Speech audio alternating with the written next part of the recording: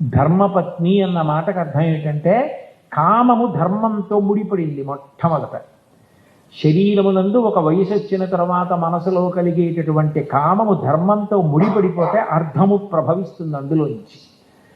కామము ఆమె యందు అన్వయమైంది కాబట్టి ఇప్పుడు ధార్మికమైన అర్థం కలిగింది. అందుకే ధర్మ ప్రజా సంపత్త్యర్థం అని సంకల్పం చెప్తారు వివాహంలో. ధార్మికమైన సంతానం కావాలి మాకు.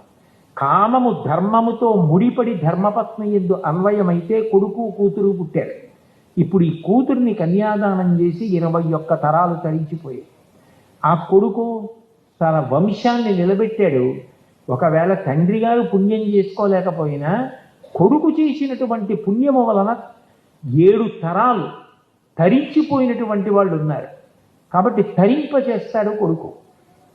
ఇప్పుడు ఈయన తరించడానికి కారణం ఎవరయ్యారు? ఆమె కారణమైంది. ధర్మపత్ని యజ్ఞం చెయ్యాలి. యజ్ఞం చెయ్యాలి అంటే పక్కన ధర్మపత్ని ఉండాలి. ఒకవేళ ఆమె అనారోగ్యంతో ఉండి మంచంలో ఉంది, ఏం పర్వాలేదు, ఆమె ఉంటే చాలు. ఆమె మంచంలో పడుకుని ఉన్నా ఆమె ఉన్నది అని గుర్తు ఏమిటంటే ఉత్తరీయం ఎడమ భుజానికి తగలచ్చు. ఎడమ భుజానికి ఉత్తరీయం తగులుతోంది అంటే ఆయన మంగళస్వరూపి అని గుర్తు. భార్య ఉన్నవాడు మంగళప్రదుడు.